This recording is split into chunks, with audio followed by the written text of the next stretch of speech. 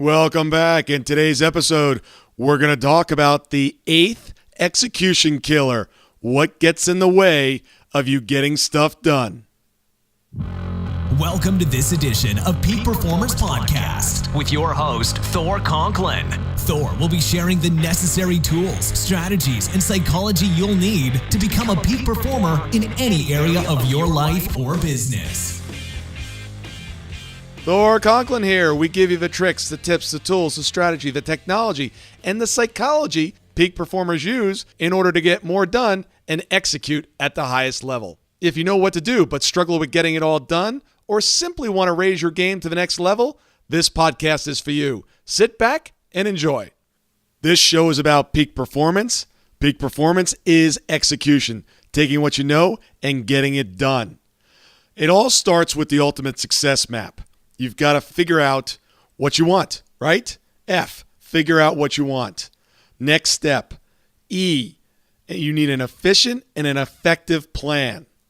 D, and again, these kind of go in reverse. If you're not familiar with it, it's T, then it goes A, B, C, D, E, F in reverse. So D, you've got to decide. You've got to make a decision of what you're going to do. You got to commit, C. Now, decision and commitment are very different. You can decide to go skydiving, but until you jump out of the plane, you're not really committed.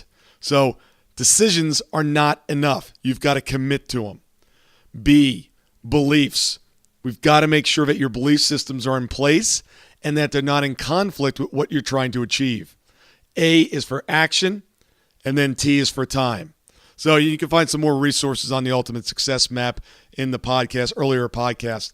But after you get this down and you've got everything cooking, right? You've got everything mapped out. You know exactly what you need to do. Guess what? There are execution killers that get in the way. I've identified 85 of these execution killers. And I want to share with you today execution killer number 8. And that is no plan. Once you have your global plan, you need to take that plan and start to whittle it down. You need to have a monthly plan. You need to have a weekly plan. You can even have a quarterly plan if you want. And you need a daily plan. What are you going to do today?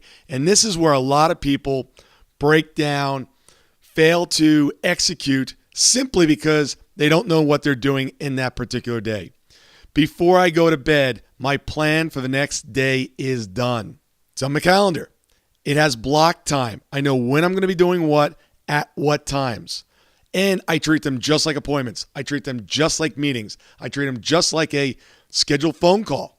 If I put on my calendar at 9:05 that for 35 minutes I'm going to work on X, that's what I do.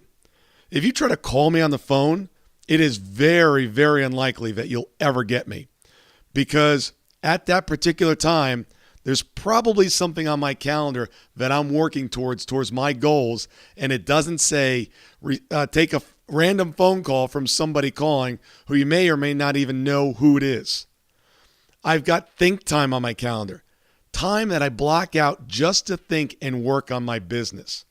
I even have bedtime on my calendar. Literally, I know as ridiculous as that may sound, but at 9:30 it says go to bed. Have an absolutely incredible night's sleep. Waking up regenerated and renewed and ready for the next day. Now, do I get to bed every day at 9:30? No, but it's a reminder not to go to bed at 11 or 12. I need my rest.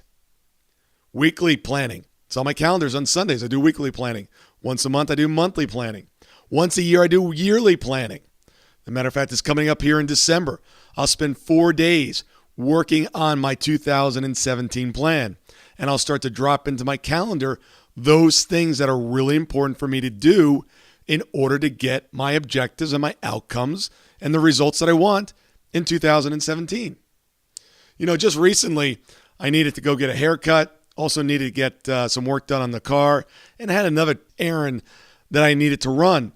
And they were pretty much in the same location, the same kind of area.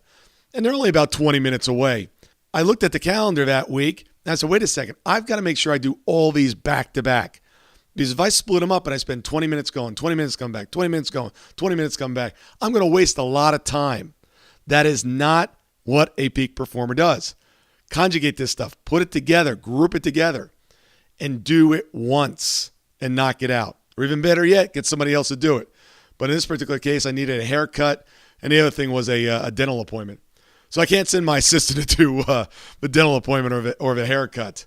And then since I was going there, I just took care of the car. Dropped it off, took an Uber home.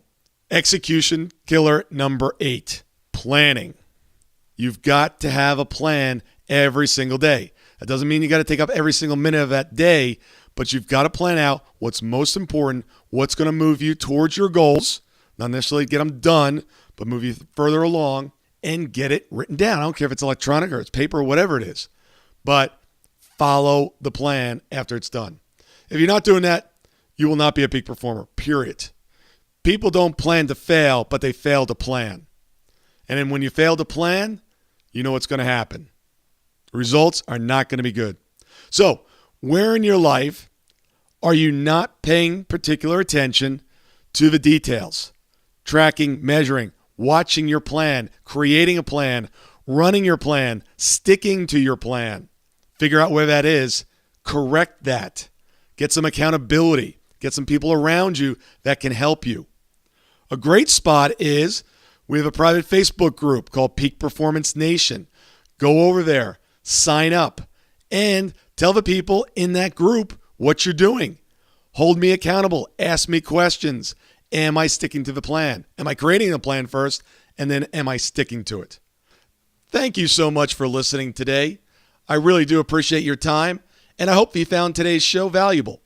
If you would like to receive these shows automatically to your phone or to your computer, simply go to iTunes and subscribe. After listening to several of the shows, if you're so inclined, please leave us a 5-star rating, as this helps us reach additional people and spread the message. If you're truly committed to taking your life to the next level and doing whatever it takes to become a peak performer, but something's holding you back, something is blocking your way, and you just can't seem to figure out what it is, send me an email to info@thorconklin.com, and I'd be more than happy to get on the phone with you. We'll schedule a 15-minute discovery call. No obligation, no cost. I absolutely love to hear from the listeners, and if there's something I can do to help, I'd be more than happy to do that. Also, if you found something of great interest in today's show and you want to share that with your friends and family, simply go to my Facebook page, Thor Conklin, click on the episode, hit the share button, and share it on your page. You can follow me at Twitter at Thor Conklin. The website is thorconklin.com. We're constantly adding new free resources, discussing additional tricks, tips, tools, and strategies on how to be a peak performer. Remember, I try to keep these episodes short so you can listen to them during dot time, doing other things, commuting, driving, walking, working out. Decide to be a peak performer in all that you do. And until tomorrow, have an absolutely amazing day.